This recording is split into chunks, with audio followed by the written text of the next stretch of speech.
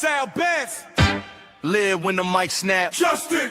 In the cut, bring the fight back. Windy City talk, turn it down, that's that. Welcome to the show, it's Bulls on tap. Bulls on tap, pull it up, press play.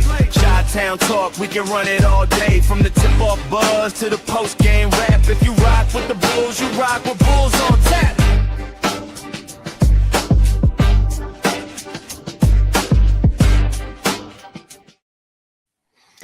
Bulls Nation, you are tapped into the Bulls on Tap podcast, the official Chicago Bulls podcast of the On Tap Sports Network. Sal-Bass here, standing by with Justin, ready to serve you up an ice-cold round of Chicago Bulls content. So if you're ready to talk Bulls, pull up a stool, throw on your favorite Michael Jordan jersey, and let's get this show on the road. Justin, how's it going today, man? Happy Sunday. The Bulls finally got a victory. How are you doing today?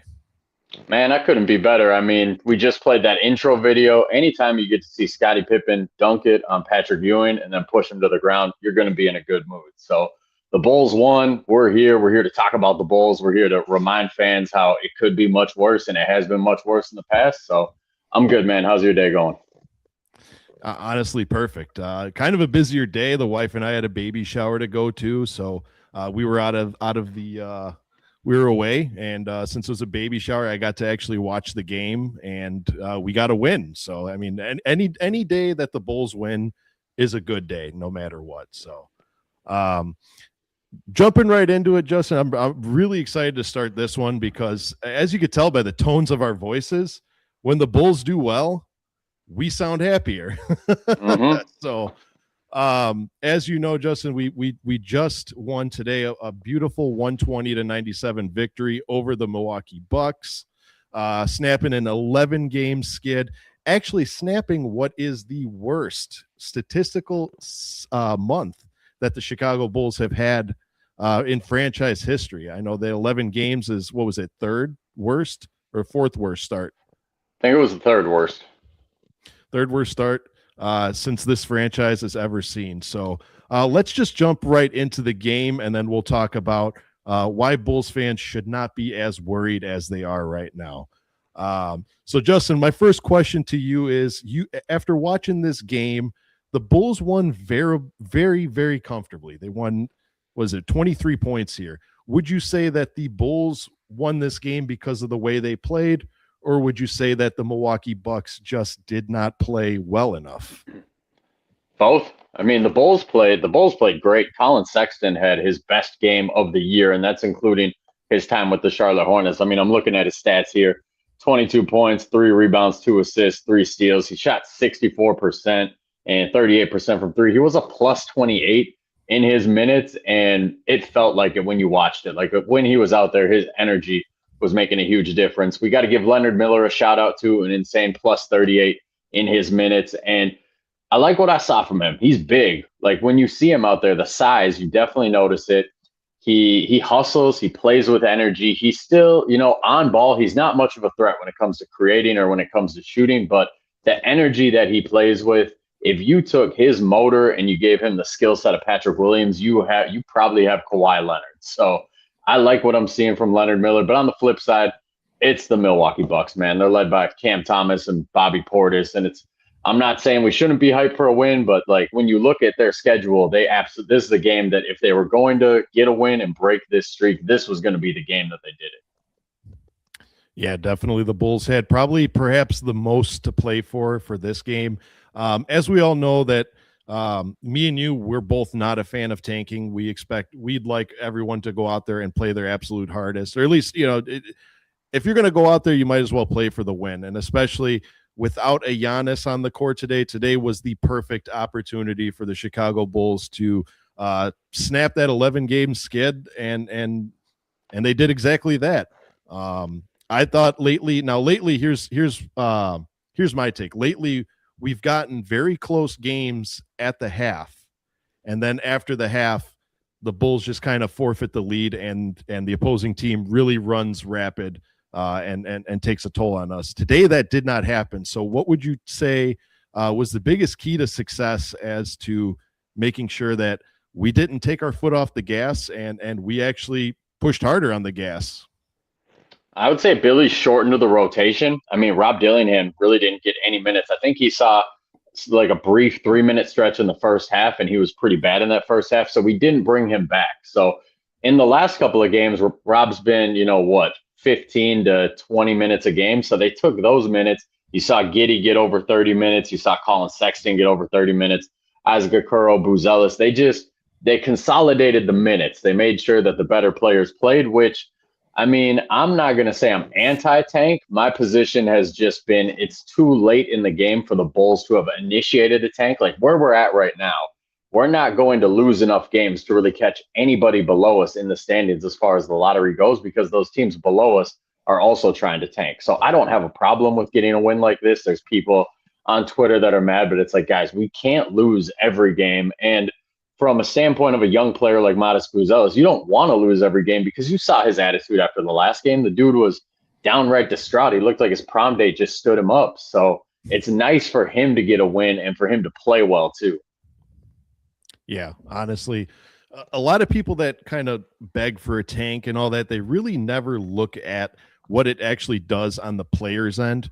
I know they're focusing on, there's a better chance that I get a first overall pick or a better draft pick, but that's not always the case. I mean, a lot of people that are asking for tanks and wanting tanks, sure, it gives you a better opportunity to capture a higher pick, but that doesn't always mean you get the first overall pick. And throwing that forward to in our position, you had mentioned, if this is a quote unquote take, I still refuse to put the title on it, but we certainly started a little too late,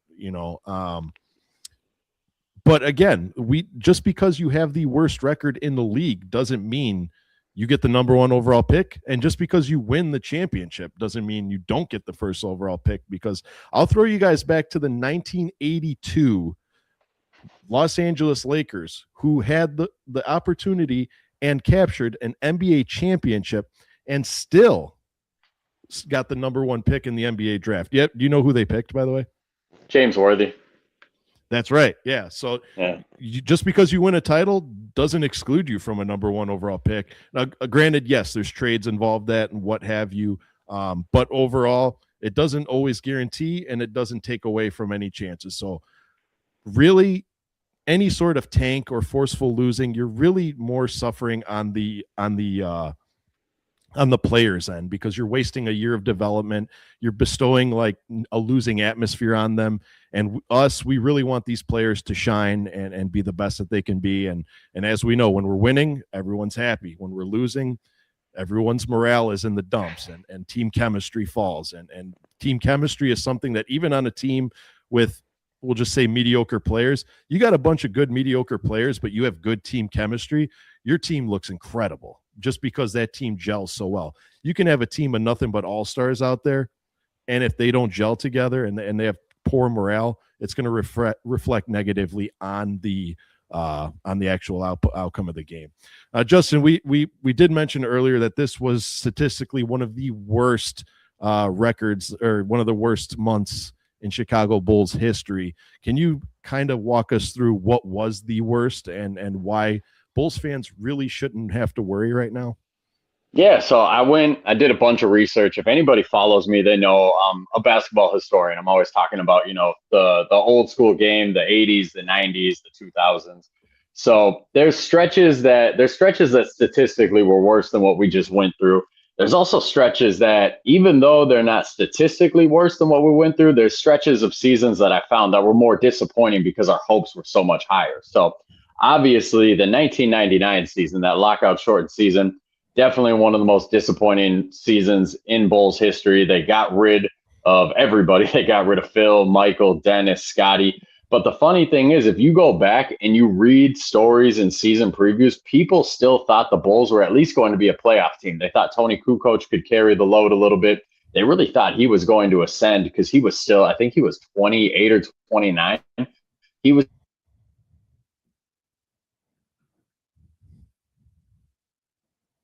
enders, but they didn't expect them to be as bad as they were, and they were pretty bad. They finished out the season going 3-14. They only scored 77 points a game. They only shot 38% from the field to close it out. And on that team, they only had 3 guys averaging double digits. So That team, one of the most disappointing teams in Chicago Bulls history, and that should have been a sign. That should have been a sign that the next couple of years were going to be really rough for the Chicago Bulls. The next year, the 1999 year, this is where they went 2-25. So they had Elton Brand. He was a rookie. Ron Artest was also a rookie. They had Tony Kukoc for a little bit during that stretch. They brought back BJ Armstrong, which is crazy that they brought him back to finish his career there. Dickie Simpkins, Will Perdue was brought back, Randy Brown. So they still had remnants of that dynasty team mixed in with the number one pick, Elton Brand and Ron Artest. We obviously expect them to be better. But November and December, they started out that season 2-25. So that obviously worse than what we went through right now. And then we can finish this off lumping in that 2001 team, the 16-game losing streak. What I wrote in my notes for that team was simply Marcus Fizer. I think that's all you got to say, is that all that losing that we went to led to a lottery pick by the name of Marcus Fizer, where if you're not old enough to remember being disappointed about Marcus Fizer, I can't really take your basketball opinion serious. So I know we're about the same age, Sal, but those 99, 2000, 2001 seasons, what do you remember about them? Because I remember being a kid, being around 10, 11, 12 years old and being like, wait, did I hitch my wagon to a losing team? Was I fooled by Michael Jordan and Scottie Pippen?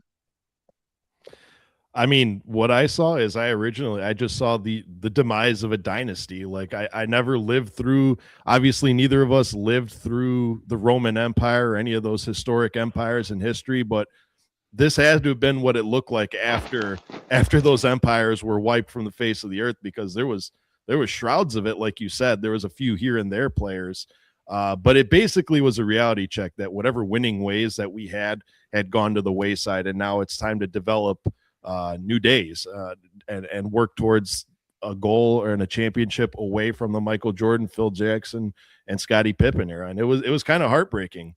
As far as the team, honestly, since I just love watching basketball and I'm a big fan of the Chicago Bulls, I was a big fan of Elton Brand's. I loved Ron Artest. What people don't understand is that team had some great talent.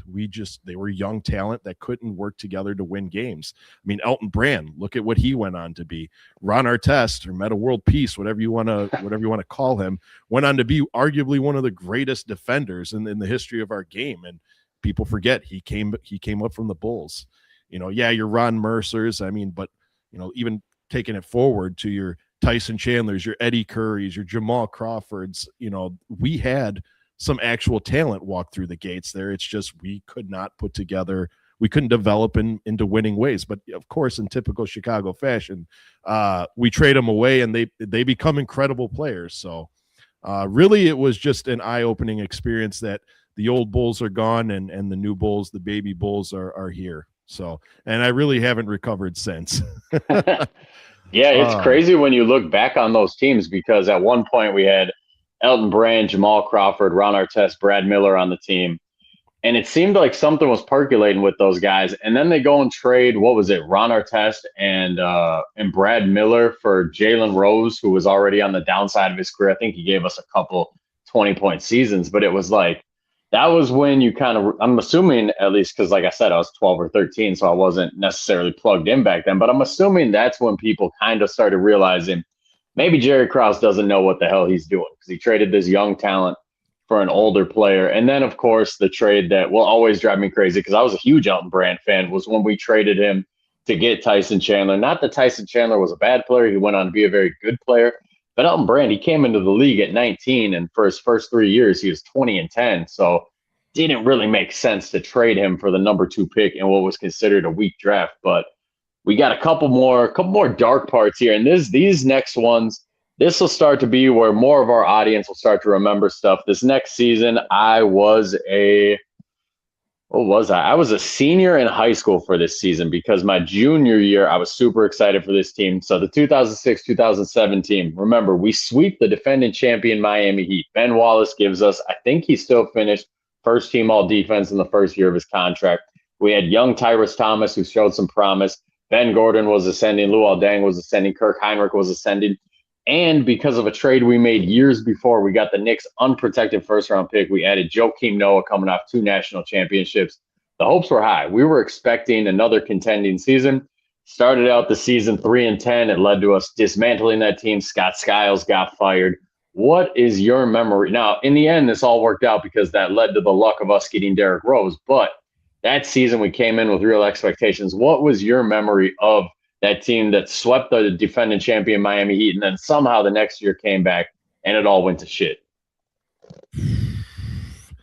I mean, it was just basically another seesaw teeter-totter, just when we're looking good, we take a couple steps back. But really, honestly, I didn't think we were all there. Like, not that, I guess, like, what I'm saying is, I didn't think we had the talent to compete with that team. I kind of figured we were just a first-round exit, and I feel like we needed more talent. I think that's when it really occurred to me that we need that guy that can take us to the next level. We need that superstar because everyone else had a superstar. Now, granted, we were fairly good with better than average players. I'll give them that because our roster was stacked. I mean, with players I liked, but it really could tell that if we just had that superstar, that person to put us over the top, that we could have done something special. Now, throw in your Derrick Rose, who is that superstar that was something special. Plug in your Joakim Noah, plug in with all those pieces. We built a pretty special thing. So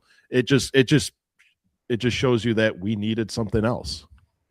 And this is kind of the tone of the next couple disappointing seasons that I'm talking about here, where like this season, the 0-11 stretch, it wasn't that disappointing to me because I didn't have any expectations of this team. Like we were before this 0-11 stretch, we were 10th in the East. We were going to have another play-in season. I didn't think we were that good of a team. Was I rooting for us to tank? Not really. Was I rooting for another play-in appearance? Not really. I was just kind of along for the ride, hoping to see some growth from Modest Buzelis, Josh Giddey, see if Kobe White returned to form, that kind of thing. These seasons, however, the 2007-2008 season I just outlined, like I came into that season expecting, okay, we took down the defending champions. We got to the second round. We can build on that. We're adding Joakim Noah. We're going to get, I expected Luol Deng to take an all-star leap or Ben Gordon to take an all-star leap. So when that team started out 3-10, I felt far more disappointed than I did with the 0-11 stretch we just went through. The next team that I'm going to bring up is the 2009-2010 team. Now, you remember Derrick Rose's rookie year. We started out and we were kind of middle of the road. We were below 500 for most of the year. Mid-season, we go ahead, we make a big trade. We bring in Brad Miller and John Salmons. John Salmons does not get enough credit for that Celtics series. Ben Gordon, you always see those highlights go around, but John Salmons was a dog in that series. Ben Gordon was trading baskets with Ray Allen that series. John Salmons was trading baskets with Paul Pierce that series. So those two guys, they were going at it. So we come into the next year. We're bringing back that same exact group. We figure, okay, Joakim Noah was kind of a show-out series for him against the Celtics because before that, we were kind of on the fence about Noah. He hadn't been very consistent. There had been some attitude questions. He'd been fighting with the coaching staff. Derrick Rose was going into year two. We thought that team was also going to take a leap, be something to contend with. They started out that season 13-17.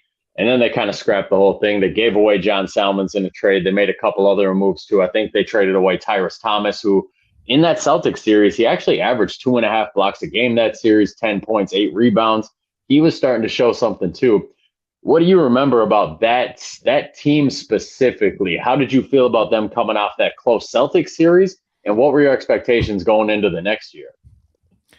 I mean, speaking from a guy that has watched this Bulls team win 3 championships, I'll say that Celtics series was by far one of my favorite series and quite possibly one of the best playoff series in Chicago Bulls history. I think we registered 13 overtimes or 11 overtimes in that series alone. And that just proved that the Bulls were here. The Bulls were here. We're ready. It's time. Like, this is our time. We've emerged because if I'm not mistaken, they went on to win the title, the Celtics. So if you telling me that we went toe-to-toe with the team that went on to win the championship and we were still a very young team, like, it was like, oh, wow, it's eye-opening. This team is something special. We are going to not only get older and more and gel together, we're going to get more talented, and this team is going to be insane. You mentioned Joakim Noah, how he started out slow. And that's a perfect example of what I want to touch on by saying for all of those people who gave up on or are giving up on Modest and saying that Modest is kind of trailing off, Joakim Noah is a prime example of somebody there. Do not give up on them, because Joakim Noah, as slow as he started, this is the same guy who later went on to be one of the best centers in Chicago Bulls history.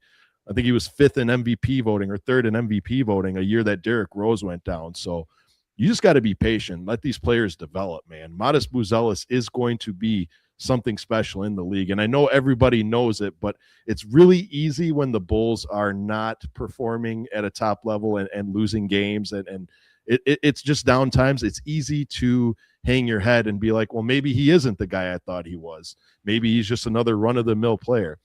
And it's players like Noah that's like, just chill. You know what I mean? When the team performs bad, individual players perform bad. With growth and development, Modest is going to be a force to be reckoned with in this league, and I promise you that. Now, absolutely. Just a small correction. That wasn't the Celtics team that went on to win the title. That was the defending champion Celtics. They were down. Okay. Yeah, they were down Kevin Garnett, but that team, I mean, it was still a tough out. They were all still champions, Ray Allen, Paul Pierce, and the Bulls were severely undermatched and took it to them. But I 100% agree with what you're saying when it comes to Modest Buzelis. And people, I've had people in my replies saying like that, like just being like, screw Modest Buzelis, this kid doesn't have it. And, I've been on record and I've said I don't think he's an all-NBA player, which some people will take that as me dogging the kid. That's not dogging the kid. There's only 15 guys that can make an all-NBA team. It is incredibly rare to make an all-NBA team. There's players where you look at their basketball reference, good players, Hall of Fame level players. They have like one all-NBA appearance. We just talked about Elton Brand. He made one all-NBA appearance his entire career. Jermaine O'Neal, he only made 2. Rasheed Wallace never made an all-NBA team. So there are good Hall of Fame level players who never make an all-NBA team. Just because I say a kid is an all-NBA level or I don't see that path for him, one, it doesn't mean that it can't happen. I can't predict the future, but 2, doesn't mean that the kid's still not going to be nice. So with Modest Buzelis, just like Joakim Noah, just be patient with him, let him grow. Joakim, it took till what? Year 4 was the year that he kind of finally broke out and was a borderline all-star that year. And I think year 5 was the first year he made the all-star team. So you just got to have patience with these kids, which kind of plays in. It kind of caps on. So this caps off the Rose and Noah era. Their era sandwiches between 2 disappointing seasons. So Rose's second season was a little disappointing. We had the slow start, like I talked about, and then we got waxed by LeBron and the Cavs in that playoff series. And then their final season, it was a disappointing 40-42 season where they didn't make the playoffs. And the year before, we all had pretty high hopes for that team. It was a tough playoff loss to LeBron and the Cavaliers.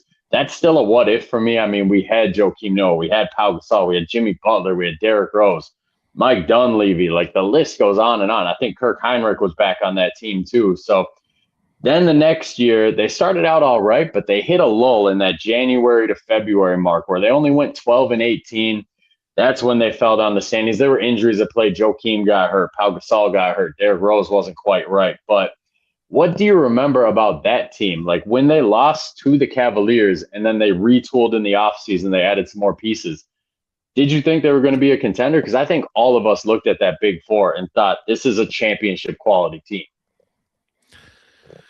Well, like any team, like any fan who's biased to their teams, anytime you add familiar players or players that just have a high reputation in the league, yeah, naturally you're going to think, oh, this might be our year. We retooled. We got some better players.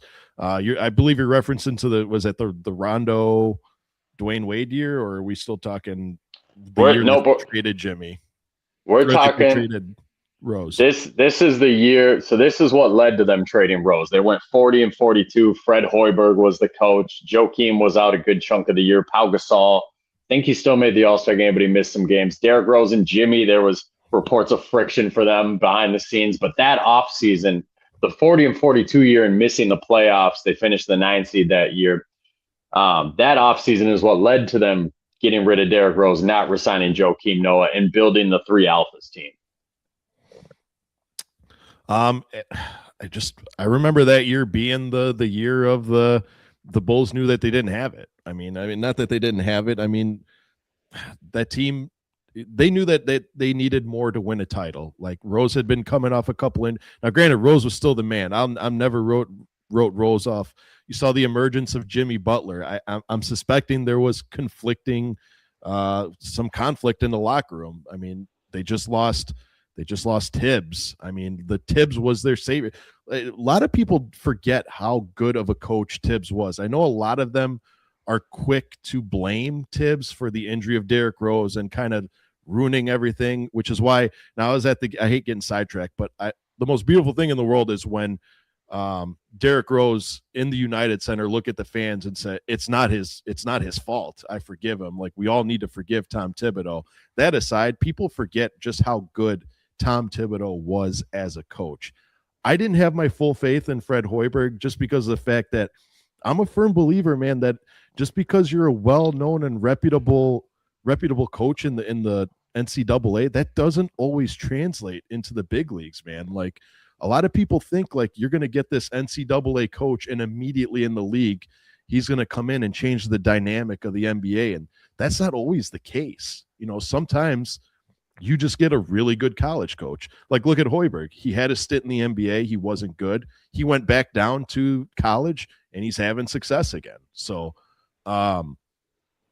I was kind of not really invested in the Hoiberg system. I mean, it was cool that we had a former player, because I remember when Hoiberg was playing, I think wasn't he the mayor of Minnesota, or he was a mayor in I think that was his nickname. I don't think he ever actually became the mayor anywhere. I think that was just his nickname. Okay, I thought he like ran for mayor or something, and that's why they called him that. But it kind of, I guess, moral of the story is it kind of started looking like it was a slow breakup. You know what I mean? That we were starting to see the writing on the walls that Bulls era of Derrick Rose, Noah, it was starting to break. And then finally the news hit that Rose had been traded. I mean, that was a trade that I don't think I'll ever forget. The location I was, you know, what I was wearing. It's one of those key moments in history that when you turn on the TV and you see, you know, somebody like that of that caliber being traded, because in a million years, I know the NBA in the end of the day is a business. I would have never said the Bulls would ever trade Derrick Rose. And here it was right in front of my face. Reality struck. So it was basically just ushering in, again, like the end of the 98, you know, and it's just ushering in a new era. And the Bulls fans just had to brace themselves, much like we're in the middle of now, for times that were changing. So and that's another reason why, Bulls fans, you have to understand, like, we're going to go through some bad times. We're going to go through some very, very bad times. There's teams that's never won an NBA championship. We've at least done it 6 times. Like, we know how to do it. It's just a building block, man. Like some teams don't even get to sniff an NBA title, and we had the opportunity to win it. So just have some patience, man. We got to get the right people in there. It's not our time yet. Plus, did anybody think anyone is going to compete with any of the teams in the West right now? Like with Minnesota and OKC playing as well as they are, do you think anyone is going to have the opportunity to even catch them? That's the thing when you talk about the Bulls and where they're going. Like, they need to have a long-term outlook on where they're going, because obviously there's no move that they can make that makes them an actual contender in the NBA. There's nobody they can add that's just going to do that. 5 years from now, they could take that kind of long-term approach where, okay, 5 years from now, some of these other teams will be aging out. What can we do right now to set us up so that when Matas Buzelis is reaching his peak, when Noah Essengay is reaching his peak, when whatever kid we draft in the lottery this year is reaching his peak, what moves can we make right now to make sure that when those guys are peaking, that's the time that we can kind of take advantage of it? And that kind of leads into my next disappointing stretch, because it was disappointing that we traded Derrick Rose. But what was more disappointing was what we did after we traded Derrick Rose. So we traded Derrick Rose. We didn't re-sign Joakim Noah. And the rhetoric, I can remember clear as day, they said, we're going to get younger. We're going to get more athletic. We're going to build around Jimmy Butler. So we all were like, okay, we're going to take a couple steps back, but we're going to be younger. We're going to play faster. It's going to go better. And then they went out and they signed Rajon Rondo and Dwayne Wade, 2 older, slower players. They both were coming off. I mean, Dwayne Wade, his knees were shot at that point. Rajon Rondo, I believe he had a torn ACL a couple years prior with the Celtics, and he just wasn't the same. But that team, they actually started out pretty decent. And then it was, once again, that December, January stretch, that midseason stretch, that's where teams really start to show themselves a little bit. In December and January, they combined to go 12-22. And if you remember, there were tons of reports of Rondo and Butler and Wade getting into it behind the scenes. Rondo making super passive aggressive Instagram posts talking about my OGs in Boston would have never did this. And then we led to them trading Taj Gibson and getting pennies on the dollar for him too. When people talk about, the Kobe White trade at the deadline, I remember being so much angrier when we traded Taj Gibson for Cam Payne. And I don't think there were any draft picks with that one either. I think it was just a straight up trade. So what do you remember about that 3 Alpha season? Because this was, I think I was about 26 or 27. So I was a little more mature in my sports takes, but I still did that stupid fan thing that we do sometimes where I convinced myself we're going to get one last Dwayne Wade season. Jimmy Butler's one of the best 15 players in the NBA. We're going to be good this year. And then obviously it didn't happen. How did you feel about that 3 Alpha team? So this is kind of a silly way to look at it, but I remember where I was delivering pizzas for my dad at the time, and I was listening to the radio, and I heard that we got Dwayne Wade, and I'm like, Dwayne Wade? I'm like, why the hell are we even going after Dwayne Wade? I'm like, as much as I want to see Dwayne Wade on the Bulls, like I would have loved that 10 years ago. Like, now granted, Dwayne Wade's another one of those players that he still had it even in his old age, and I still think that on that Bulls team, he held back really what he could have been. I just thought that team was very, I don't want to say poorly put together in the form of players, just poorly put together in the form of you took 3 of the toppest A personalities and put them all on the same team. What did you expect was going to happen? It's kind of like when they put Jimmy Butler on the same team as Draymond Green, and it's like, did you guys think that through before you made that trade? Like Rondo, we always knew he was kind of a hothead, and for him to say that's not what we did in Boston, where I know that we shouldn't let the players dictate how stuff gets run. You should still kind of listen because this man is coming from a championship organization. If he says that's not how we did it in Boston, yeah, I know that the stigma is, well, we're not in Boston anymore, we're in Chicago. But you could still listen to the man and piece together some of those winning, one of those winning details and bring it and implement it in your game plan.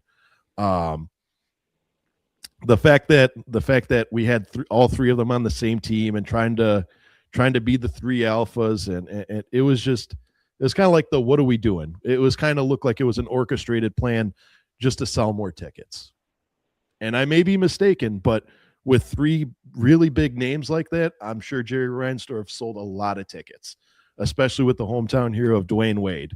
And he had an incredible, you remember his first game back where he, I forgot who it was against, but then he hit that dagger and then he did he even got the fine for doing the cutthroat sign. I was happy. I'm like, man, Dwayne Wade is actually on the Chicago Bulls. I never thought I'd live to see the day.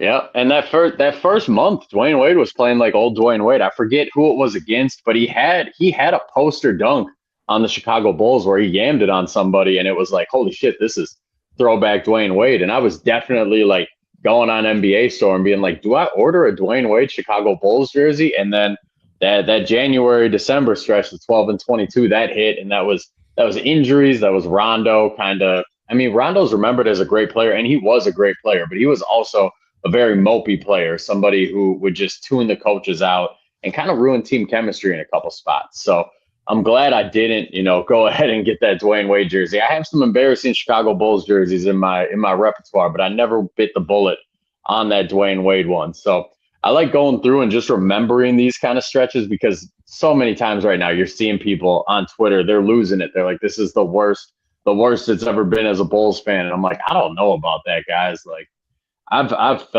felt worse. And shout out to everybody in the chat right now. The chat's popping off. Yeah. Guilty. I know you see the Anderson Silva poster in the background. I know a man like you can appreciate that. One of the greatest knockouts in UFC history. I got one more disappointing stretch, and this is a recent one.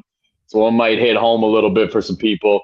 but do you remember the 20 to 21 season, the post-bubble season? We were playing in empty arenas. The seats were tarped off, and the Bulls, they were kind of surprising. Like, they started the season and it was like, okay, here we go, another bad Bulls year. Then the middle of the year, they found their groove, and the month before the trade deadline, they actually went 8-6, played themselves into a play-in spot. Zach LaVine was playing good. He was starting to get some national attention as well. And then we traded for Nikola Vucevic. And I'm not going to blame this on Nikola Vucevic, but post Nikola Vucevic, we went 11-22 after that trade, finished, I think, 11th, if not 12th in the conference. That draft pick that we ended up sending to them, when we made that trade, we thought we were going to be a play-in team. We thought that draft pick was going to be like 14, 15. We weren't really sweating it. That draft pick turned into Franz Wagner. I believe it was 7th overall, made the trade look a lot worse. And it really was just, terrible, terrible circumstances after that Vooch trade. We made the Vooch trade.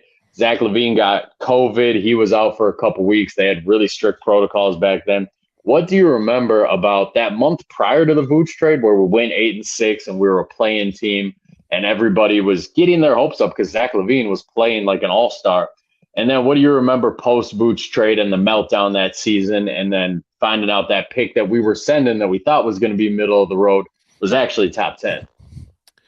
It's funny you mentioned this because I had the same conversation with my oldest kid because, he was talking about how like the Vooch or the trade ended up being Franz Wagner, and it's kind of rubbing it in our face. But like, look at it on the other side. Look at it on the other side of the coin. How many trades, how many picks have we traded away that ended up being complete busts, and we've won that trade? I mean, that just happened to be the one trade that kind of reflected negatively on us. Like, I'm despite that, I still knew that we were on the up and up. Like, anytime you acquire a center like a Nikola Vucevic, which Nikola Vucevic wasn't like the Vucevic we saw the last couple of years. Vooch was still a really good center. I mean, he hits the long ball with ease. He had great post footwork. It was a big that you could pool players around him and start building. You just had a piece. You had a contributing piece. And again, as much as people don't like to admit it, I'm going to be the one to give it to him. Nikola Vucevic, when it's all said and done, still going to go down as the 3rd or 4th best center in Chicago Bulls history. I know it's terrible to say, but he wasn't as bad as people thought. It's just a lot of stats on a team that didn't really produce any playoff berth, so it gets swept to the wayside. But again, I just thought it was, finally we're getting some much needed talent in there, and we're starting to stack the deck. And that was really the first year that I knew, like, there's going to be big acquisitions coming, because if I'm not mistaken, wasn't that the first year that AKA took over? Yep, that was his first year. That was the first big move he made. Remember, he came in that season and he didn't make any moves in the offseason other than hiring Billy Donovan. He didn't trade anybody away. He let Wendell Carter play, Kobe White, Chris Dunn was still on that team, Chandler Hutchinson was still on that team, Otto Porter was on that team. Like, he let them play for a couple months and see how it played out. And then he made the moves. And, some of the moves were not so great. Like the Vooch trade, I will always say, I was one of Nikola Vucevic's biggest haters. But when we made the trade, I was excited and I understood it at the time. Even looking back now, I understand it. Like I said, they went 8-6 the month before. They said, okay, if we can replace Wendell Carter Jr. with an all-star big man, because Vooch was an all-star that year, we could be an actual playoff team. And at that point, it had been 6 seasons since we made the playoffs, 5 or 6 seasons. So I understood it. Zach LaVine was getting to that age where he was coming up on his contract extension. You had to figure out, like, can this guy play in the playoffs or not? So I never hated the Vooch trade at the time. Hindsight, looking back, my question has always been, who were we bidding against? Why did we have to give up that many draft picks? Why weren't there more protections on those draft picks? Fair questions to answer, but he really retooled that roster at that deadline. He got Javonte Green, which worked out really well, even though we had to give up Luke Cornett. But Luke Cornett's one of those guys where he wasn't going to be anything in Chicago. It took him having to play with a championship to be something. He got rid of Chandler Hutchinson. He got rid of Otto Porter. He turned a lot of that roster over at that trade deadline. So when you look at that 11-21 post-Vooch trade record, it's not all on Vucevic, obviously. It's Zach LaVine missing a big stretch of the end of that season, and it's just all the roster turnover. We discussed it on our last episode with, the 0-for-11 stretch and how Josh Giddey had a rough start those first 4 games. And was it the health? Was it the chemistry? And a lot of it clearly was the chemistry. He's still getting used to playing with these guys. The last 2 games, Josh Giddey's been fantastic. He's looked like, the Josh Giddey before the injuries. So it's one of those things where you got to remember, when you make a lot of trades in a short amount of time, these guys don't know how to play together right away. Right.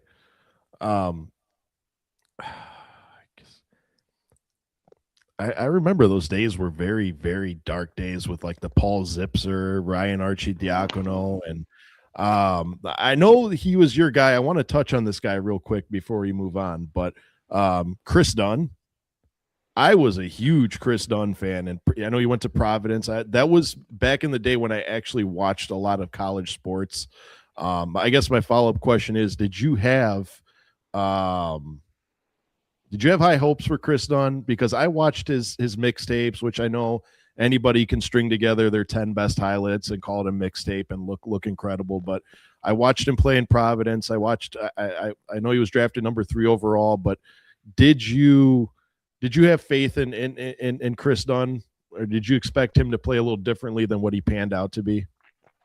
I expected him to be a little different than what he panned out to be. I think I had a little more background on Chris Dunn when he was traded to the Bulls, just because his rookie season was in Minnesota, and Minnesota drafted him because they needed a point guard. That was the team that had Zach LaVine, Andrew Wiggins, Karl Anthony Towns. They were a young team. And they said, hey, if we can get a point guard in here, we can be something. And then Chris Dunn, like right away, Tom Thibodeau was like, I'm not playing this dude. So that was a red flag to me, because of Tom Thibodeau, a defensive genius who's known for playing guys who work hard.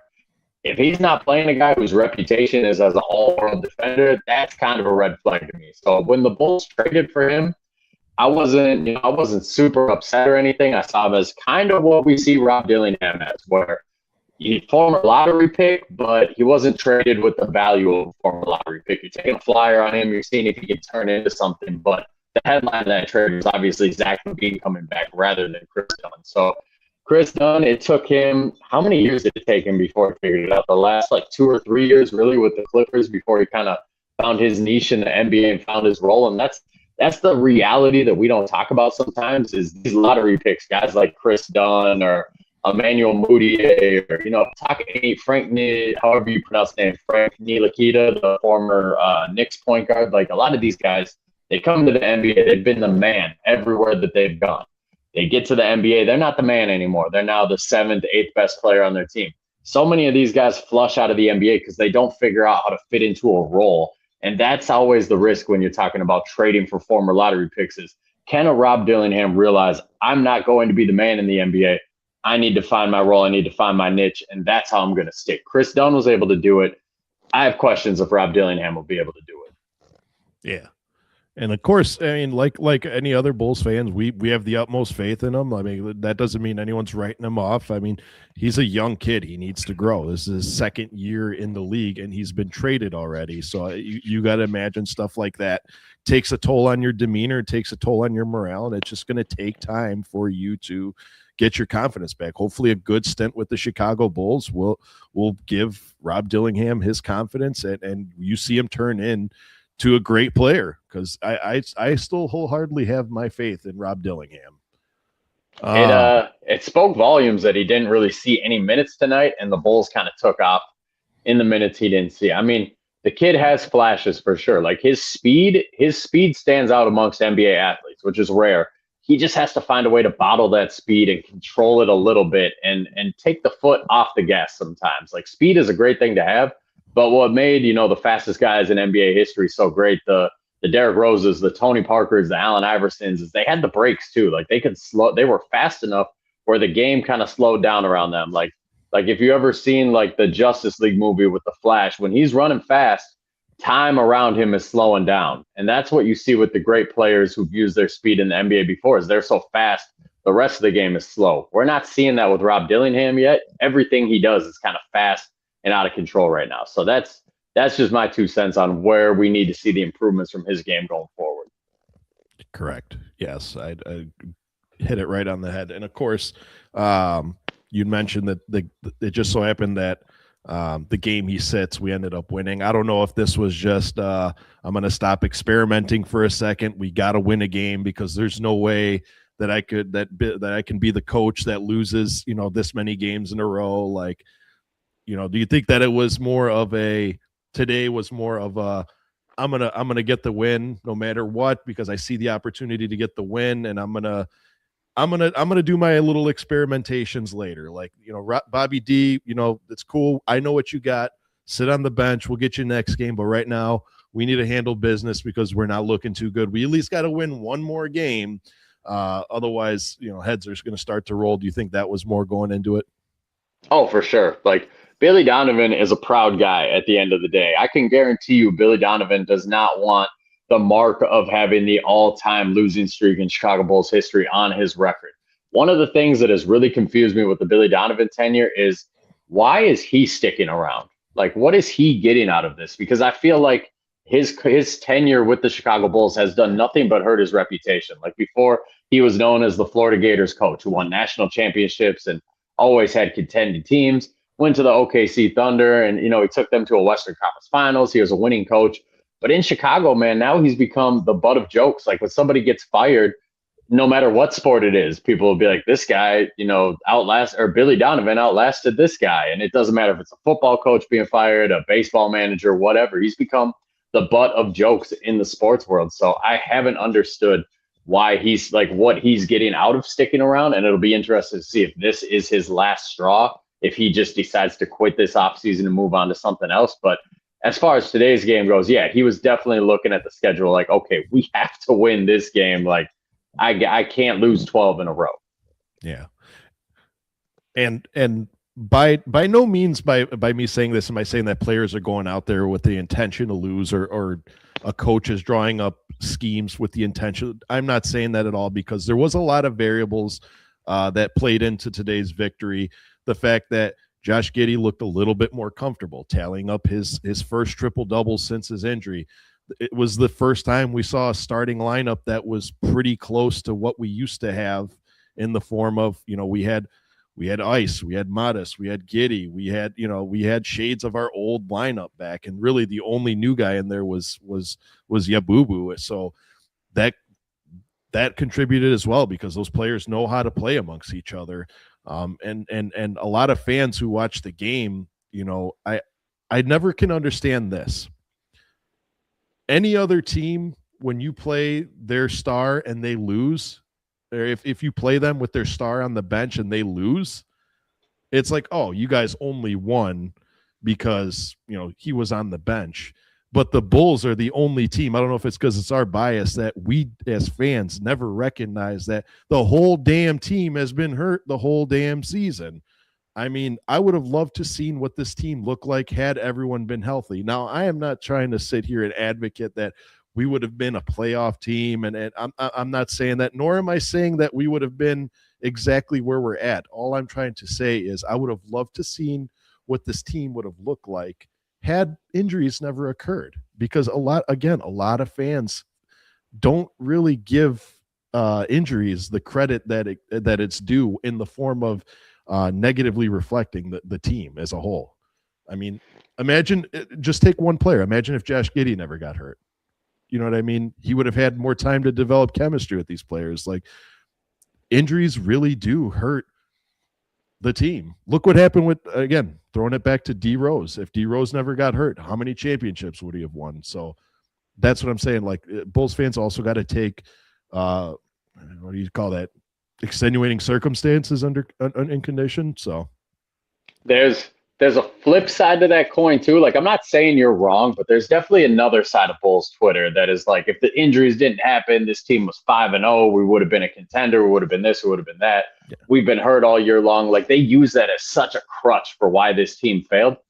But that's basketball. There's injuries everywhere. I mean, the OKC Thunder, look at them. They've been missing Shai Gilgeous-Alexander, Chet Holmgren. Jalen Williams has barely played this year. Caruso is a part-time player for them because they're saving him for the playoffs. They still win. They still have only lost like 16 games this year. We had a fully healthy Chicago Bulls team play a Pistons team early in the season that was missing Jalen Duren, Cade Cunningham. I don't remember if Thompson played that game, but I know Tobias Harris didn't play that game. It was like Dennis Jenkins was going off against us. Like, their injuries affect every team in the NBA. The Orlando Magic, they've only had 15 games this year where Paulo Franz and Jalen Suggs all played together. So I agree with what you're saying that injuries definitely hurt this team. Where you lose me is when you ignore the rest of the league and you ignore the fact that that's basketball. That's modern basketball. As guys get hurt, guys miss time. I mean, the Cavs right now, they're down Donovan Mitchell and James Harden's playing through a broken thumb, and they're still finding a way to win games. So I agree with what you're saying to an extent, but also we can't use that as a crutch because we've seen teams overcome injuries to better players and still reel off wins. Oh, absolutely. Absolutely. And by no means am I trying to say that, well, if we would have, if we would have won, if we would have had our players back, we would have been propelled into another echelon, because you're absolutely right.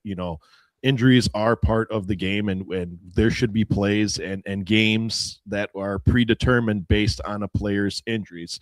100% agree. My only standpoint was the fact that if you look at the league in its entirety, like the Bulls have been pretty riddled with injuries. I'd say we're probably one of the top injured teams in the league as far as roster. I mean, I think at one point we had 7. What was it? That game that we had 7 or 9 active players on the roster. You know what I mean? That's all. Just but I agree. Yes, that does. We've played teams where their players have been out, and we failed to capitalize on the win, and they still found a way to capitalize on the win.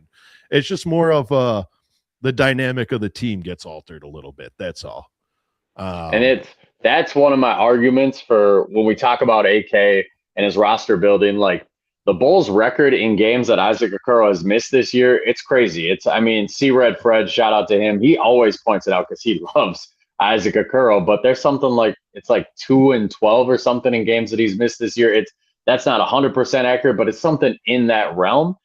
And that's always been my argument is if your roster is so dependent on Isaac Okoro, then you have an extremely flawed roster. That would be like, I'm trying to think, it'd be like if the Minnesota Timberwolves, if Jaden McDaniels missed, 15 games and they only won 2 of those games, you would be shocked. You'd be like, Jaden McDaniels is an important player to that team. He is their best defender for sure, but they have enough talent outside of that team because he's not a star level player.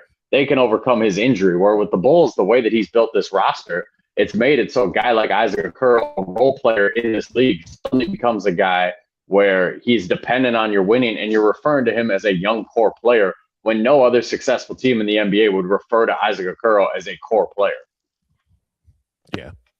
Yeah, that's really, and you touched on it there. So that's where you got to be ready, and also as a player, you got to be ready for when that guy goes down to take the reins and kind of fill the void.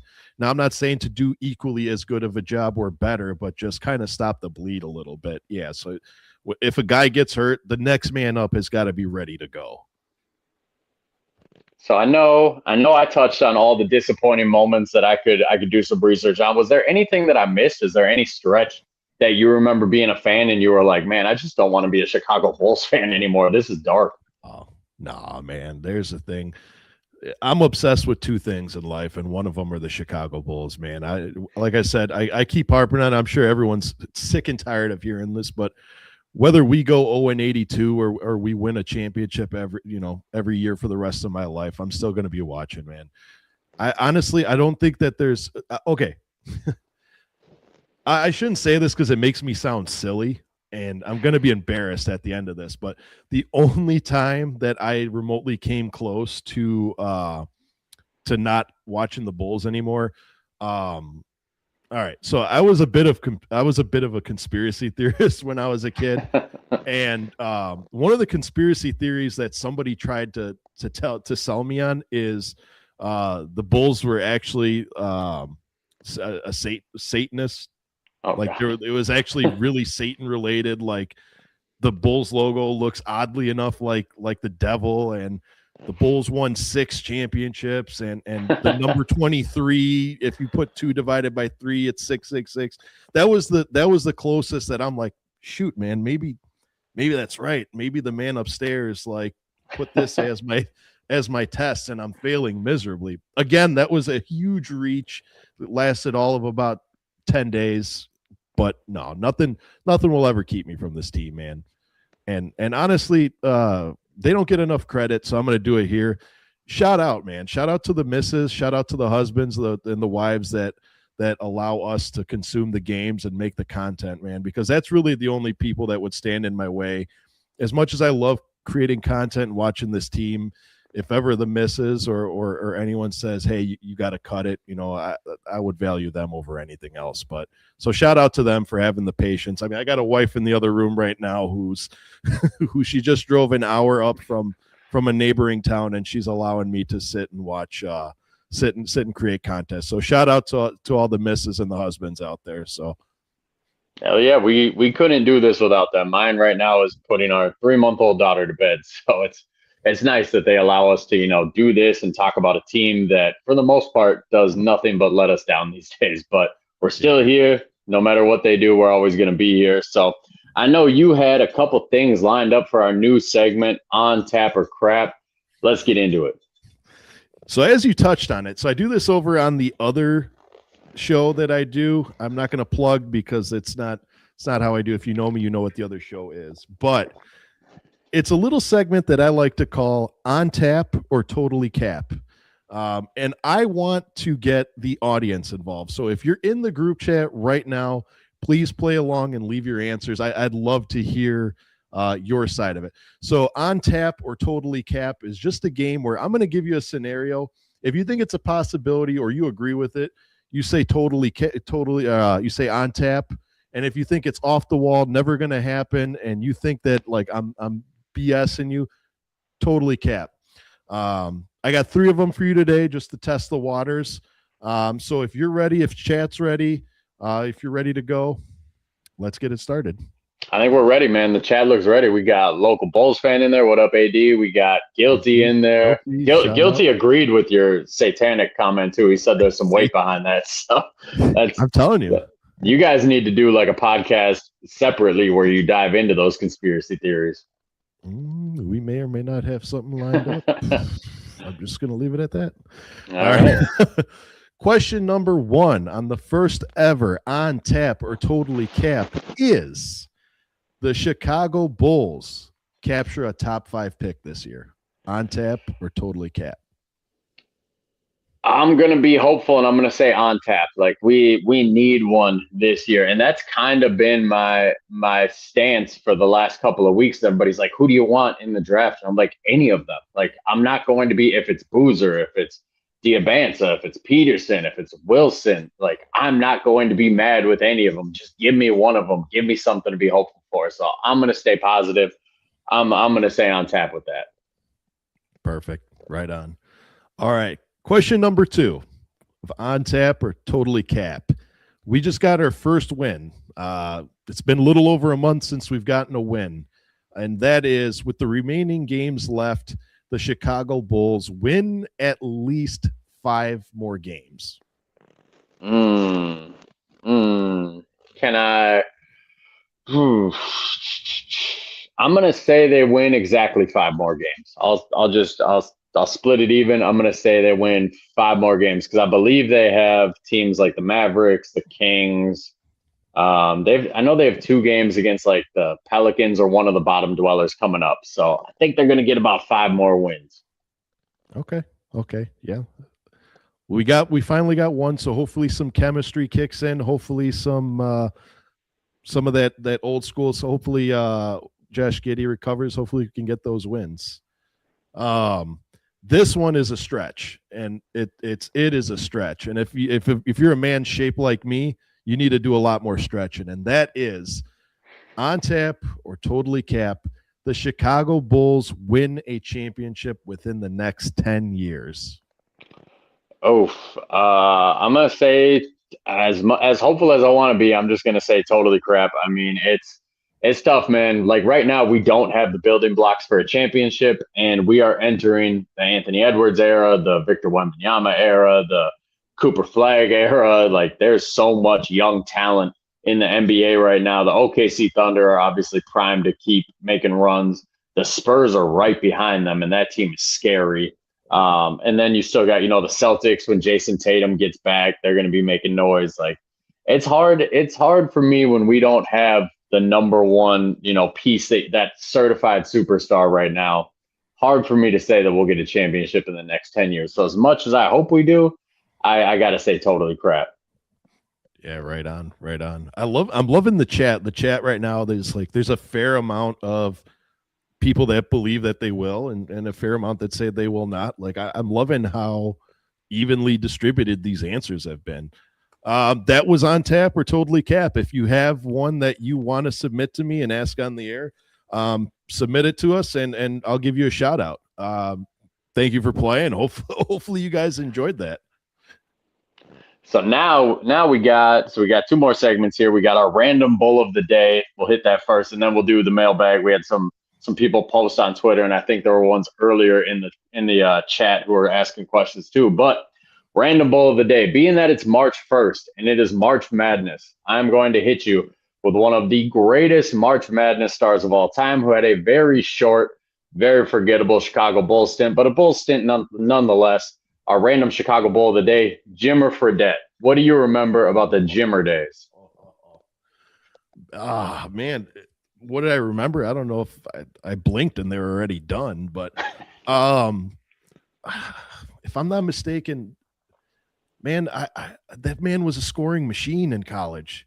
That man was a scoring machine. He was a walking, but he was literally the definition of a walking bucket. But he was also a classic example of just because you are the king of, because he went to BYU, I believe. Yep.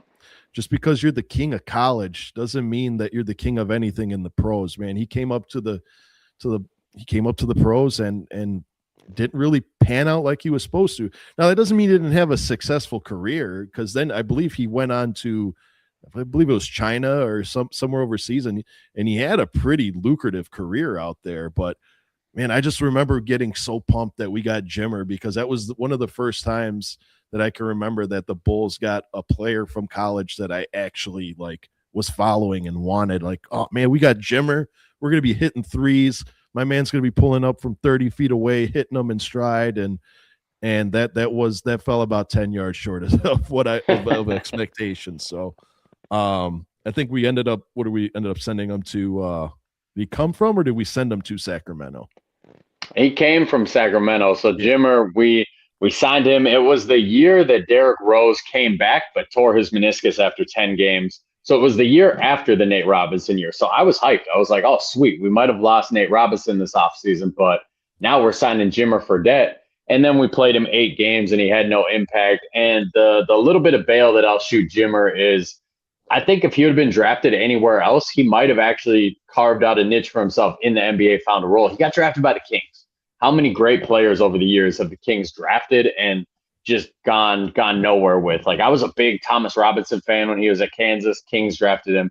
He never went anywhere. Jimmer Fredette, same thing. Like, everybody that they drafted never became anything. And then that's what you see happen to a lot of young players in the league is they get, a second chance and then they're just gone. So like Rob Dillingham, he's a good example where if this doesn't work in Chicago, is he going to get a second chance, or is he gone to China like Jimmer Fredette had to be? But being that it was March 1st, I had to bring up the BYU Steph Curry, Jimmer Fredette, because man, that run that he had at BYU, that was fun, man. That was one of the most fun runs in college basketball.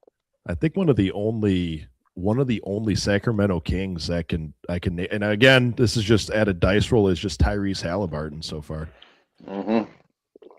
Yep. So, right on, man. That was a deep cut, man. Shout out Jimmer. Shout out whatever he's doing now. I don't know what but shout out Jimmer. I think he played on the Olympic 3-on-3 team or something. I feel like I saw him. You're right. Yeah. He was on a podcast talking about it, and I was like, when did we start doing 3-on-3 in the Olympics? But yes. I looked it up. I was looking at his stats. Me and him are the same age. He's a couple months older than me, which made me strangely feel really old, because it feels like a whole other lifetime ago that Jimmer Fredette was dominating college and even playing in the NBA. But he's still young enough. He's 37. If things would have worked out, he still could have been maybe in the NBA. So let's get into some of these mailbag questions here. I'll pull up the ones on Twitter first. So we got our boy Samity. Shout out Samity, one of the best follows that you'll have, because no matter what you post, my man Samity, he's going to repost it for you. He is one of the best guys that you can have, one of the coolest dudes on the planet. So he asks, what are your hopes for Jaden Ivey? I know you mentioned before the injury is an 18-month process, but I'm wondering if he can evolve his game a little bit, start becoming an off-the-ball shooter, moving off of screens or off pin downs. Do you have any hopes left for Jaden Ivey? Honestly, yeah. Yeah, but see, I'm a glass half full kind of guy, man. I'm actually almost overly optimistic when it comes to certain things, and Jaden Ivey is one of those players that's like, we'll see what he's got. You know what I mean? He's got we got the opportunity of, there's a potential to sign him for a very, very team friendly option, and if that's the case, I think we're gonna be in for some very good Jaden Ivey years. He had the injury, and now he's got that he's got the injury that sidelined him. I'm still optimistic to the point where I don't think that we won't see him again this year. I could be mistaken, or it could just be my optimism, but I still think we see a Jaden Ivey appearance before the end of the season. But to the answer the first question, I think so. I think we're going to see some good Jaden Ivey years ahead of us. Yeah, I'm kind of on the fence. I mean, I want the kid to work out. I liked Jaden Ivey a lot coming out of Purdue. The most jarring thing to me is, yes, this is an 18-month injury, and I've been on record saying that before, like, these injuries do take time, but that athleticism, it's gone. And the knee procedure he had at the start of the year kind of scares me, because there were never any reports of any meniscus damage or ACL damage, and it was a procedure to clear up scar tissue. And my question was, where does scar tissue come from with a broken leg? And it was the same leg, which is a little bothersome. With the Derrick Rose injury that I referenced earlier, he tore his ACL in one leg, and then the next year he tore his meniscus in the other leg. And that's a common injury that you see from overcompensating. It's one of the things they warn you about when you tear your ACL. So I have questions about Ivey and, the true nature of his knee injury and what exactly it is they were cleaning up. A lot of my questions lately, too, revolve around his attitude. And I noticed it again at the game today. I tweeted it out, and Twitter is such a funny place, because there's some people who are like, you post negative stuff for clicks and for likes. And I'm like, dude, I just post what I'm thinking. Like, I can't help it if something that I post gets picked up and gets like 3,000 interactions and everybody sees it, while the other thing I post gets like 100 interactions. So I just posted that I noticed at the end of the game, everybody on the bench was standing up. They were dapping up Modest as he checked out with like 3 minutes left or something. Ivey wasn't. Ivey was sitting on the bench with his arms folded, didn't move. And he's been that way if you've watched the Chicago Bulls since he's been out with his injury. I noticed it the first game that he sat out, and I tweeted about it, and Pistons Twitter got a hold of it. And there were a lot of people in the replies that said he was kind of that way in Detroit too, where he was always off to the side. He always kind of, he wasn't rah-rahing it up with the guys when everybody else was. So I have questions about his attitude. I have questions, some of the quotes have been, I'm not going to say weird, because I don't want to touch on any religious stuff or anything like that, but they've been, if you want your athletes to be, all about the game and, all about ball, they've been kind of concerning. So as a player, I have questions about his injuries and, exactly what his game is going to look like without the athleticism, if it's ever going to come back. And then just the body language stuff I've been paying attention to on the bench, and that's what scares me. So I don't know if you've noticed any of that when you're seeing him on the bench here. I mean, I've definitely noticed those things, but it's all things that I've taken with a grain of salt, because he's also new to the team. So he probably knows very few people. So taking time for his personality to get along with the rest of the team, I guess, and as he mentioned in that interview with, I believe, Casey Johnson, he looks like he's more religious and found a higher power with his Jesus beanies, and good for him. I'm going to let his play do the talking before I do. Hey, if that's who you are as a person when you're on the sideline, but when you step on the court, you're giving me 20 plus and lighting it up on the court, you can do what you want to do, man. Do you? I mean, I do some weird shit sometimes too that I, what I mean? But I just chalk it up as the man's the new guy. He got traded to he was number one in the East and got traded to a team that wasn't the number one team in the East. So that has to play on his emotions a little bit. And really I'm sure he did some soul searching. He just got over an injury that broke his leg, man. That's a terrible injury to have in the NBA. So I think it's really just a matter of Jaden Ivey finding himself, and then we'll see Jaden Ivey on the court. So, and if we have the patience and if the numbers match and we're lucky enough to re-sign him, I think that we're going to have a good Jaden Ivey career with him. All right, we got our next question here from Bulls Rodeo.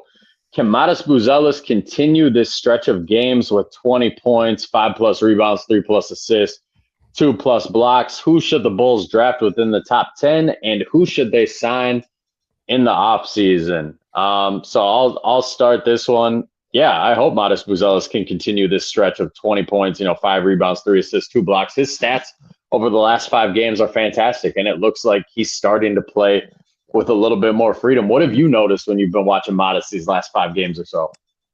Exactly that, confidence. We play in a game where, we watch a game where, you need talent, but another thing you need is confidence. You can have all the talent in the world, but if you don't have the confidence to take those shots or to get those blocks or to hustle down the court, you're not gonna amount to a lot. And I've noticed that he's moving a lot with a lot more confidence. His shot is falling way better, which boosts the confidence.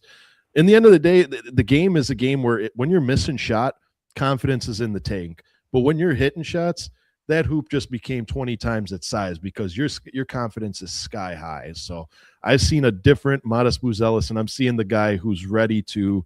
I'm not saying he's going to take the step and become the captain of this team tomorrow. I'm not saying that, but we're showing shades of this man is going to improve and be that guy that we're all hoping he's going to be. So he's basically anyone who doubted if Matas Buzelis was ever going to be the guy, he's been proven to us that he is, and he's here. Hell yeah. The rest of his question was, who should they draft within the top 10? So here's the thing, and I think I mentioned this earlier on the cord. Really, I like them all. I mean, if you ask if I'm partial to anyone, it's going to be AJ DeBanza, just because I've been following him longer. I know a lot of people like Caleb Wilson, and that's cool. I don't watch a lot of college basketball nowadays. I usually save that towards right around now. March Madness is usually when I'll pick up because that's when season's wrapping up. But really, I've been following AJ a little bit longer. I actually followed him before he even picked BYU. I was kind of confused to why he went to BYU in the first place. But I was really hoping he would have went to Syracuse with Keon Anthony, and that would have been a fun team to watch. But I guess to make short of a long story, AJ DeBanza. Yeah, I mean, I've said it all along in this whole process. I don't really have an ideal player for them to get in the top 10 because I feel like this top 10 is so strong that no matter what, you're going to get a good player. Like, in my opinion, you need a top 3 pick to get a franchise changer. Like, I think Boozer, Peterson, and Diabanza are the type of talents where they can change the fortunes of your franchise. The next level, the Caleb Wilson, the Wagler, Mikael Brown, like, they're still good players. I just don't know that they're changing the talents of your franchise. If you want to make a Pistons analogy, those first 3 seem like Cade Cunningham talents to me, where they're franchise changers. Those next 3 seem like Asar Thompsons to me, where they're very good players. They're going to be really important for your franchise, but they by themselves are not going to change your franchise. So the top 10 seems like it's got talent. I've heard Cole Pete thrown around there, Wagler, like every name and every highlight reel that I see. And like you, I don't get to watch a lot of college basketball. I mean, I'm married. I have a 3-month-old daughter. I run my own business. I watch an obscene amount of NBA basketball. So sitting down watching college basketball is just not in the cards right now. But everything that I see and everything that I hear from podcasts or from people that I know that watch college basketball and I trust their opinions, seems like anywhere you fall in the top 10, you're going to be good. So his final part of the question was, who should they sign in the offseason? Do you have an ideal target for them in the offseason? Honestly, no. Honestly, first I want to see what the dynamic of this team looks like beforehand. We have a lot of expiring deals. We have a lot of, unanswered questions as far as a team. So really, who's my biggest target? This answer may disappoint you because I'm going to give you the Sally Miss America answer, but really anyone that's going to help this team. Really, I just want this team to kind of cement its direction. And we're past the Kobe White, Vooch, and Iodosumo era. I want to see this next season as a cemented, we're going this direction. The Modest, the Giddey, and the whoever they pick up or the draft pick. That's what I want to see. So but make short of a long story again, I just want to see anyone that's going to help this team go into the future. That's all. Yeah, when you look at the free agent classes off season, all the good ones seem to be restricted free agents. So priority number one for me, the first day of the NBA offseason, the first day you're allowed to offer guys, I'm throwing Jalen Duren a max contract offer. The Detroit Pistons are 100% matching it. You're not getting Jalen Duren, but at least you're forcing their feet to the fire and you're making them do that. They're a division rival, so you're making them sweat a little bit. I'm not the biggest Walker Kessler guy. I'm not going to be mad if we sign him, but I don't think he's, the way some people talk about him, I'm not that high on him. Tari Eason, he's a nice guy too, nice player to have. Don't think he's a franchise changer. Won't be mad if we sign him, but it's not like I'm going to be over the moon. If you're looking at this offseason and you're wondering, is this a 2010 offseason where we can bring in a LeBron James, Dwayne Wade, Chris Bosh, Amari Stoudemire? No, there's not even a Carlos Boozer in the free agent pool this offseason. So you can make some good signings around the fringes, but in terms of getting a game changer, there's nothing like that in the free agent classes offseason. And honestly, guys like that don't reach restricted free agency anymore. So that's all the questions we had on Twitter. I saw some people post some in the chat. Yeah. You got those pulled up? Yeah, a couple of really, really good questions. First one is shout out to him, Mr. F to the T. His question is, and I'll pin it here on the screen, and that is, what is Modest's ceiling best case scenario? What is Modest's best case scenario ceiling? Again, I'm an optimist. I'm going to say, you know what? He's all NBA. You know what? His ceiling, hold on. Best case scenario, do you want me to stay realistic or unrealistic? Because I'll give you an unrealistic scenario where best case scenario, he's MVP of a championship team, all-star, MVP. Like, I'll give you all that. But I guess realistic scenario, I could see him making an all-star. I could see him hitting all-star a few times throughout his career. Yeah, I've put a couple comps out there for him. I've said more athletic Franz Wagner a couple times, and I just don't know if people don't watch the Orlando Magic, but they always get mad when I say that. Franz Wagner is like a 22, 6-6 guy, and a more athletic version of that is a very good player in this NBA. A classic player who his defense gets some comparisons to is Andre Karolinko. So if he's Andre Karolinko with a more evolved offensive game, that's a pretty damn good player too. It's tough when we do the ceiling stuff because we don't know which way Modest Buzelis is going to go. Like, is he gonna become a weight room junkie and bulk up to 250 and become a true power forward, or is he going to stay slender and lean more towards being, a 3, if not a 2, and work more on the ball handling areas of his game and the finesse points of his game rather than the strength points? We don't know yet. So I'm comfortable with either of those ceilings for him. If he becomes either of those players that I just laid out, the Bulls hit an absolute home run. Yeah. Honestly, I'm hoping it's the one that I suggested. I'm hoping that I'm watching Modest hoisting a trophy. I at least want to see one more before I leave this place. So, question number 2 comes from Real Pete Powell, and he asks, "How do you legends?" Geez, legends. Legends. That's a loaded word there for me, man. I don't think I've ever been called a legend, but third episode in, we're getting a legend take. No kidding. How do you legends see the front office using our second rounders? That is a loaded question with a loaded word. I'm going to let you take that one if you want. I think they're going to use them as sweeteners. I don't think, because AK hasn't really prioritized second round picks. Marko Simonovic was a second round pick and he got no burn here. They traded up for Julian Phillips and they had no problem throwing him into the Ayo Dosunmu trade. Lachlan Olbrich is a second round pick who's not really doing anything. Like, they haven't seen value from the second round, and AK hasn't.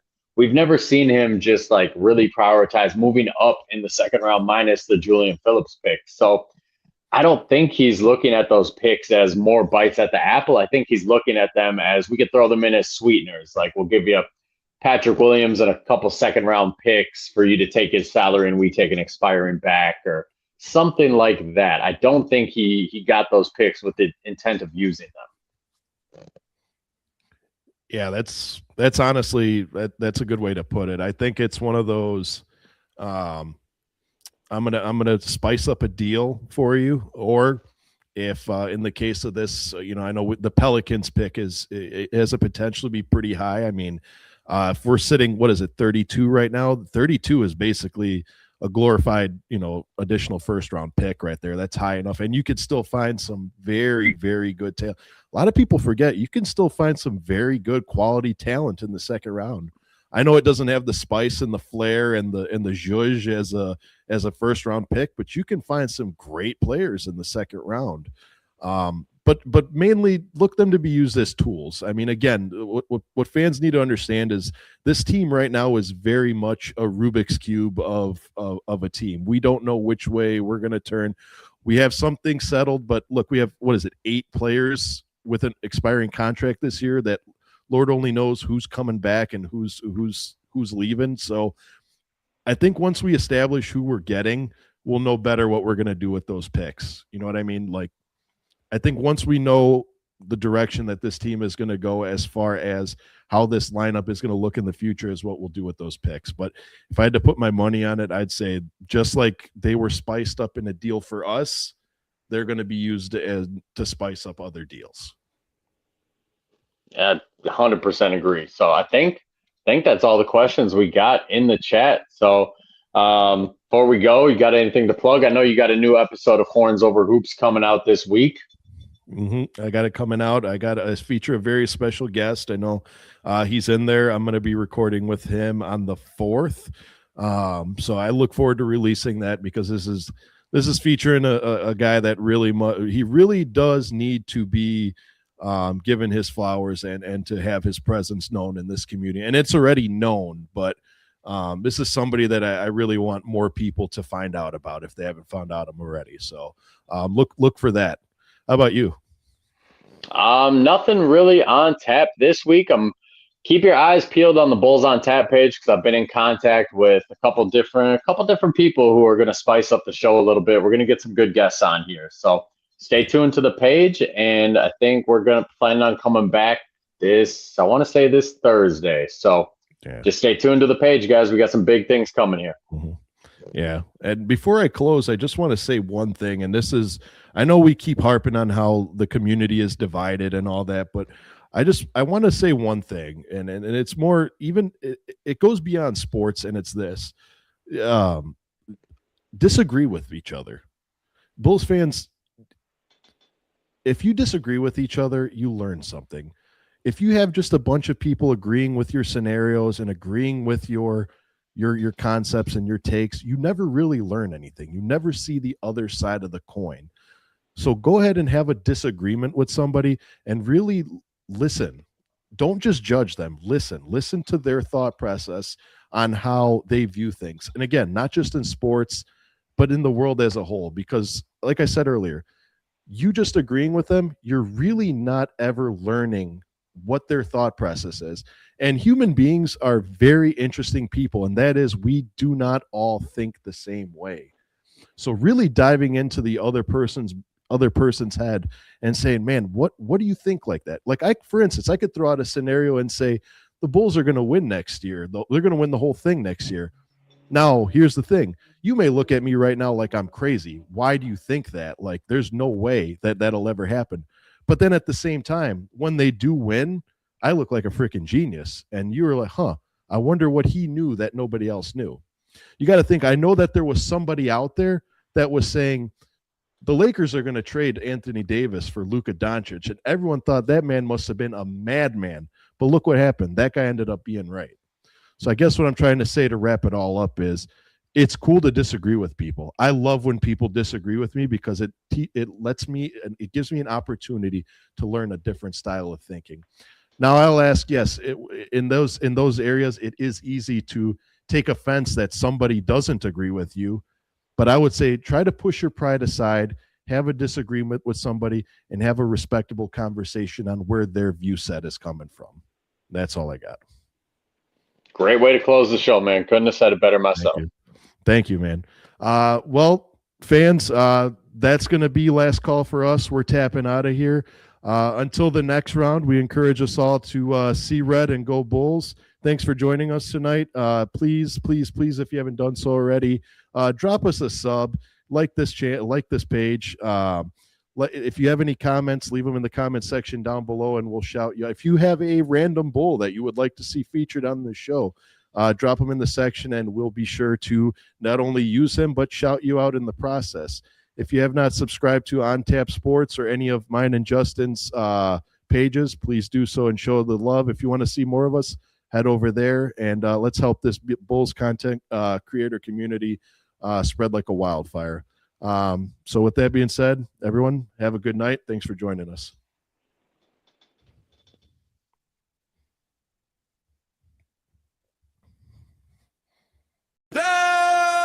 Sal-Bass. Live when the mic snap. Justin.